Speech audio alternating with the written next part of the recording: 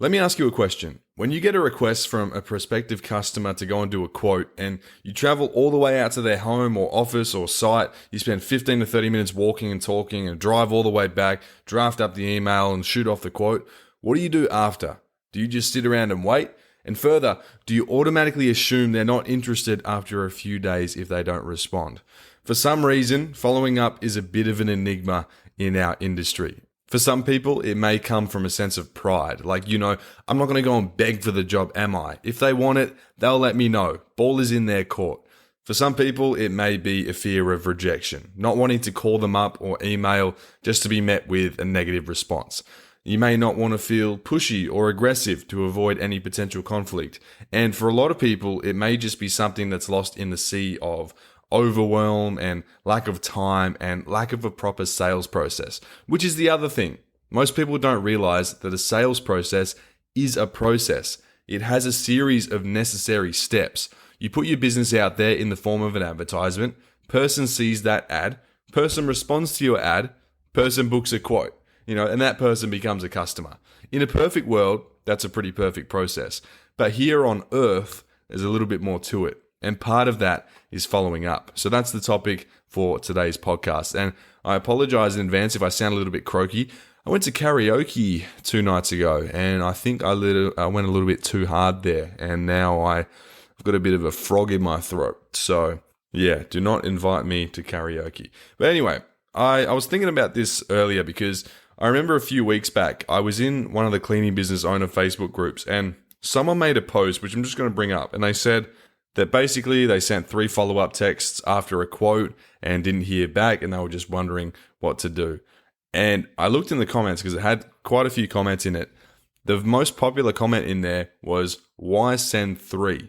Don't go beyond 1 or you just look desperate. So straight away, hitting on that pride emotion. People feel too prideful to simply follow up and be like, hey, just touching base, wanted to see if you had any questions about the quote, if you wanted to go forward, blah, blah, blah. People are saying, nope, value yourself and your business. Don't do that. You don't follow up. This is not what we do. And I responded to one of these comments and I just said, follow up until you get a clear answer. It doesn't look desperate. That's just business. And then someone replied to me, no, if you have to chase someone up more than once, clearly they aren't the clients one would want. F that. And then I said, if that was true, I'd have 0 commercial clients because I can't remember the last time I did a commercial cleaning quote and didn't follow up to get that job. And then they responded to that. So it's business to have to message a client 10 times asking the same question. Yes, it is. That is business. And if you don't do that, then I've got news for you. You are not a business owner. You are just someone who cleans. Okay, part of this business that we're in that you're going to have to make yourself familiar with and get comfortable with is that sales is a very big aspect of the business, and you have to get good at sales if you want to grow a good business.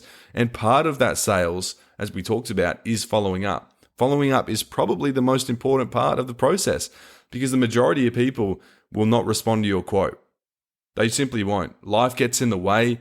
The phone will ring as they're reading the email, and then they'll get distracted by that, and then they'll get distracted by another thing, and before long, they've already forgotten about the quote. Life just gets in the way. It could be family, it could be the kids, it could be work, it could be something else. Maybe their aunt just died, maybe grandma had a fall and broke a hip. And so the cleaning quote very quickly goes to the bottom of the priority list. But on the other end, you're thinking like, oh, these people, maybe they just thought the price was too high, or maybe they didn't like the shirt I was wearing, or maybe they didn't like the fact that I had tattoos and they were turned off by that fact.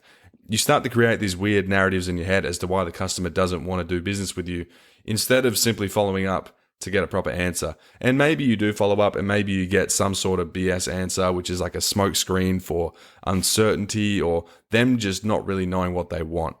Okay, and that's fine, and then you will get some people, if you follow up, they might just say they're not interested.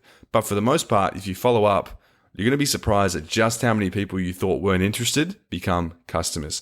And most marketing experts, I actually learned this from 2 of my mentors, Mal Emery, my OG mentor that really taught me a lot of what I know about business, and Ian Marsh, 2 of my early mentors very early on. They both taught me that in sales and in marketing, it can take anywhere from 7 to 15 and even sometimes more than that points of contact in order to win a customer. So if you think about it, from going from an advertisement to a quote, that might be 2 or 3 points of contact in most cases. And most marketing experts are saying that you need to have like 15 points of contact to make a sale. Now, that's a very extreme example because I think they're talking about high ticket sales, multiple thousands of dollars in one go. But cleaning is not too dissimilar from that. I mean, cleaning, we're doing a weekly clean could be worth $10,000 a year. So it is technically pretty high ticket, even if you just see it as a one-off clean being like $200. But anyway, the point is follow-ups matter. Most people need at least 7 to 15 points of contact before they feel ready to make a buying decision. Now, a lot of people are going to be ready to go straight away. That's fine. Those customers are great too. But you're cutting out a massive chunk of the pie of people who are not ready to buy right now, or people that just get distracted in that moment and then forget about it. You're cutting out a very big part of the market simply by not following up. And in doing so, you're leaving so much more money on the table for other businesses. Every time you don't follow up, you're giving money to another business. That's essentially what you're doing, because that person will then get a quote from a different business because they've forgotten about you by this point, or they'll just book straight away on someone else's website a few days later once that distraction that withheld them from booking with you has gone. So then they'll go and do business with someone else. And then you've lost that sale and you just handed another business owner all that money. And this is why following up works, because it keeps you top of mind. So even when life gets in the way, as it inevitably does for a lot of people, if you just follow up every couple of days or even every couple of weeks, depending how long it gets dragged out, it keeps you top of mind. It keeps you top of consciousness. Most people aren't ignoring you. They just haven't decided yet, or something got in the way of that decision that they wanted to make. Okay. It also shows professionalism and reliability. If you're proactive before they're a client, they'll trust you more, and they'll trust that you'll be reliable once they hire you as well, because they can see that you're on the ball. They can see that you have as much of an interest in doing business with them as they did with you. It also helps handle objections. So many people hesitate due to price, uncertainty, needing approval from someone else. Follow-ups give you a chance to address these. So for example, you can send a quote off, and then the next day you could send an email and just be like, just checking in to see if you had any questions about the quote. Let's say you don't get an email then. Okay, maybe 2 days later you send another email and you just say, hey, many of our clients have questions before moving forward. Is there anything I can clarify for you about the price, about the service inclusions, etc.? Maybe at that point they respond and they actually say, I'm not too sure about the price. I'm just not too sure if this is right for me. I'm not too sure if this is the best deal for me. And then now they've given you an objection. They haven't said no, but they've given you a reason for them being unsure. So now you can deal with that by giving them more of a value proposition and listening to their concerns and giving them more reasons why they should do business with you, and maybe even trying to tailor it a bit better for their needs. Work with their budget. Sometimes people do want to do business with you, but maybe your quote was, $20, $30 higher than what they were expecting. And, if you can work with that, you can maybe cut a room or two out of the inclusions or the quote. Maybe you can drop it back to monthly instead of fortnightly, and you can win that client and they're going to be happy. So following up is going to give you the opportunity to see objections that you otherwise wouldn't have seen because they just never would have replied. So there's two kinds of follow-ups here. There's the follow-ups to the people that simply got distracted. So you're staying at the top of consciousness so that the next day or the next week, when they've dealt with that distraction or that situation or just life getting in the way, then you're still at the top of their inbox. You're still at the top of their message list. You're still calling them. And then when they're ready to do business, they will reply to you. And then there's also the people that just aren't sure, or they're iffy on price, or they're iffy about the product or the service.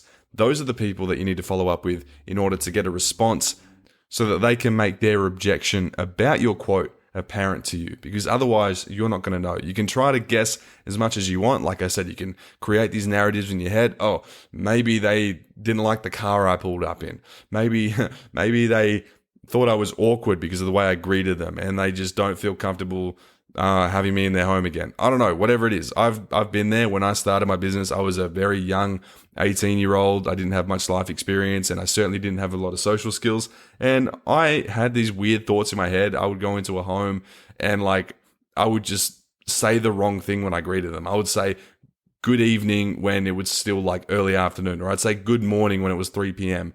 And then I would send off the quote, and I would be like, I'm probably never going to hear back from these people because I was just so weird in there, and I didn't have a clue what I was doing, and I felt like such an idiot. And then a lot of the time I just wouldn't hear back. And maybe if I just followed up, I'd probably win that quote. But so it's easy to create these narratives in your head, and these false narratives and these limiting beliefs that we so often have, when in reality all you have to do is just send a simple email as a follow-up, or a text message, or if you're bold enough, you can even call them. So that is taking it to another step, or another level, sorry. If you have that fear of rejection or fear of being pushy and aggressive, maybe calling as a follow-up is not the most ideal. It is the most optimal way to follow up if you can get someone on the phone and you can just discuss it right then and there with them. But if you feel a bit fearful of rejection or just being pushy, just send them a nice email. It can be really casual, really simple, and just be like, hey, I just wanted to follow up on this quote, just see if you got it, just see if everything's okay. Let me know if you have any questions. You don't have to be pushy there. And then when you finally do follow up, you may be met with these objections, which again, a lot of people, if they do follow up and they get something like, I feel like it's just too expensive, or I need to think about it, or I'm getting other quotes, people might see that as a way of them just shrugging them off in a nice way, or just letting them down easy. But they're simply objections, and that's another part of the sales process. Now, I could do a whole other episode about objection handling by itself, but here's a couple of simple objections. You've got the price objection. It's too expensive. This is a bit out of my budget. I'm not sure if this is right for me at the time. And to that, you can just say, I totally get it. I'm really happy to work with you on this because I'd love to have you as a client. And, maybe we can knock off a room or two. You've got a spare bedroom. You've got the office, which doesn't get used much. Maybe we can just skip these rooms altogether and I can knock, $20 a week off the price. How does that sound? In your mind, you're still getting a good deal. You're still making a good price per hour. You've still got decent margin to work with. And in the customer's mind, they've just saved 15% on the initial quote. And now it's within their imaginary budget, because a lot of people don't actually have a budget. They just see a number and they're like, oh, this is out of my budget. It's like, what was your budget then? So budgets for the most part is like a made up thing. And so you can work with people on that, but you're not going to know that you need to work with them on that until they tell you. And a lot of the time they won't tell you until you follow up. So yeah, most people that have an objection, whether it be price or, whatever, they're not going to tell you until the follow up. For the most part, they'll just get the quote from you. And if they have that price objection, they just never will respond. They just won't ever reply to that email. And that's when people take that as rejection rather than just the opportunity to follow up and discuss it further and handle that objection. So that's price. You can also get the one, where someone might be, I need to ask my wife, or I need to ask my husband, or I need to just have a think about it. You can just say, of course, I'll check back in a few days, but let me know if I can answer anything in the meantime. And then the next day, you can just call them up and be like, hey, is there anything else I can help you with? It's not being pushy. It's not being aggressive. You're not trying to push them into making a decision. You're just offering to help. And I think that's a big mindset shift you have to have here, is that you're not being pushy. You're not being salesy. You're just there to help. And I think even more importantly is that you're not begging. You're just helping.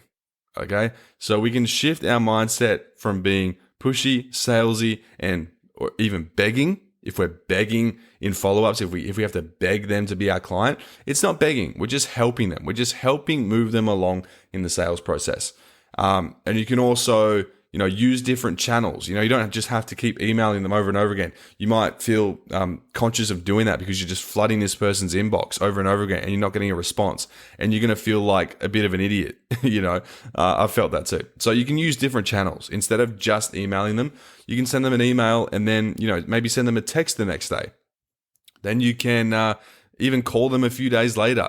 And then you can go back to sending them an email. Just diversify the outreach methods and the follow-up methods so that you don't feel like you're overwhelming them, or maybe email is not the best platform to reach them on. I've got some customers where if you email them, you will not hear back from them for like 2 weeks. But if you call them, they always pick up on the first dial and you've got them then and there. So a lot of people like to communicate differently. For some people, email maybe isn't the best. Maybe calling them isn't the best. Maybe they prefer email. Maybe they prefer text. So you can do a bit of everything, and that just increases your chances of being seen and also getting the sale, because we're staying at the top of people's consciousness the more that we do that. You also want to make sure you keep it pretty casual, but also direct. So, when you say, I'm just following up to see where you're at, just following up to see if you have any questions, etc. Let me know if you'd like to lock in a spot. So there's still that call to action. There's still that incentive to go ahead. And speaking of incentives, you can also offer a limited time incentive. So this is like an urgency or scarcity thing, where in your follow-ups you can say something like, I've only got a few spots left, so if you'd like to book, can you please let me know ASAP, because these are running out fast. Or, you can even say that there's a price increase coming soon, and if you want to lock in now, you can lock in that price for the next 12 months and you won't have to be, there won't be this price increase. You can be like, hey, I'm getting a lot of inquiries in your area right now, and so before I go through all those, I just wanted to see if you wanted to lock that in, because I've only got one spot on this day available. So before I go through all of those, I just wanted to see if you'd like to go ahead with that quote before it's unavailable. Just things like this to kind of give them that little nudge over the fence, just in case they are sitting on it and they're still not sure, or maybe they just didn't see it. So again, you can't assume anything. You just have to keep following up, keep it casual, don't be pushy, don't be salesy, and don't beg, because we're not begging, we're just helping. So just doing all these things to slowly push them along in the sales process. And to put it quite simply and quite frankly, the businesses that follow up win more jobs than the ones that don't. I am a business that follows up, and I win a lot more jobs than most people. I'm only successful because I just do stuff. There's nothing special about it. I wasn't born with some type of, gift for this. I'm not unique or, quirky in any way that makes me better than the next person. I just do the stuff I talk about in the podcast. I just follow up. I just send an email a day after the quote and be like, hey, did you get it? I send another email a couple of days later. I'm like, hey, are you ready to go ahead? Did you have any questions about that quote? Is there anything I can change for you? I just do that enough times until it works, because that's all it is. It's part of sales. If you want to get good at sales, you just have to do it. And part of doing it is following up. So don't be scared of it. I know it is scary. I had to overcome that fear a long time ago. I was very reluctant to follow up for a long time. And so I left a lot of money on the table. I gave a lot of money to my competitors, I'm sure, in the early stages. And so it's also something I really enforced with my manager, Stacey, when she does sales, because she handles a lot of sales in our Bunbury location now. I told her, don't stop following up until you get a no or a yes or an objection, and then we can handle that. But I said, don't assume anything. Like I said, don't assume anything. It's easy to create these false narratives in your head and to assume things, but until the customer themselves tell you that this is the reason for them not wanting to go ahead, or they're unsure, or they just said they forgot, then we keep following up until we know.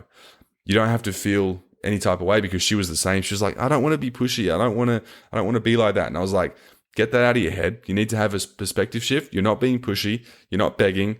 You're just helping them along the process. Okay. So it's a really important thing that we need to come to terms with. If you want to be a good business owner, you have to do the things that a good business owner would do. And a good business owner is good at sales, because sales is the lifeblood of any business. So if you want to have a good business, then you need to have good sales. And if you want to have good sales, then you need to be good at following up. So yeah, don't be like that person in the Facebook group that says following up is stupid and we shouldn't be begging and we should have more respect for ourselves. I guarantee that individual is not making very much money. And look, there's nothing wrong with that, but I prefer to get my head out of the sand and actually get stuff done and get rewarded for it. So look, it is unfortunate. There's going to be these people that they just can't shake this mindset that they have. They just can't shake these limiting beliefs, and they're never going to grow in their business. They're never going to achieve success. And it is a bit sad in a way, but look, not everyone can be a winner. That's just the reality. That is just business. Business is very unforgiving. If you don't know the right things, if you don't do the right things, and if you don't learn the right stuff, then you are going to fall behind. And people like us, people like me, that just do the right stuff, we are going to get ahead, and we are going to take a lot more business from those people who don't. So don't be like that person. Be proactive in your quoting. Make sure you're following up. Don't feel like you're a beggar, because you're not. You're just helping them. Switch your mindset from begging to helping. It's a very simple shift, but it's very, very powerful in a sales environment. And learn to overcome objections. Objection handling is a great skill to have. It's something that is just learned by doing it and having experience. You can go through a million different scenarios, but you just have to go out there and do it. And you have to get hit with objections. I almost said rejection by mistake, but it is not rejection if you get in rejection. Jordan Belfort, in his book, Straight Line Selling, says that objections are just a smokescreen for uncertainty. And what that means is if you give someone a quote and they come back and they say that they need to talk to their spouse, or they think the price is too high, or they need to go get other quote, they want to get other quotes before they make a decision, that is just a smokescreen that they're throwing out at you because they're uncertain about your business, about the quote, about the service, about the price, about anything. And so your job as the business owner, as the chief salesperson, is to help dissolve that smokescreen, is to help them understand, is to help them move along in the process and discover the real value in your business. You give them the value proposition. You find out what the real reason they're not comfortable going ahead with that is. You don't just assume. You just have to keep asking, you keep following up, and you just keep your finger on the pulse and stay at the top of consciousness. And eventually you get through to the core and you make that sale. So yeah, very simple topic today, but there's a lot to unpack there. It is a very important part of the sales process and therefore the business as a whole. So that's the follow-up. If you're not doing it already, make sure you start doing it, and thank me later with all the extra dollars you'll be making. And maybe you can shout me dinner or something. I don't know.